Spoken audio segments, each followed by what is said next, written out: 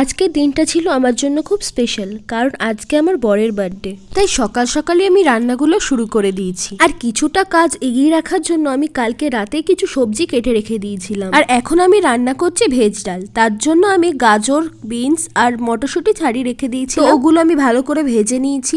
তারপর কাজু কিশমিশও ভেজে নিয়েছিলাম ভেজ ডালে দেবো বলে। ফ্রিজে কিছুটা কুচো চিংড়ি ছিল, তো ওগুলো ভেজে আমি ফুলকপি চিংড়ি করব।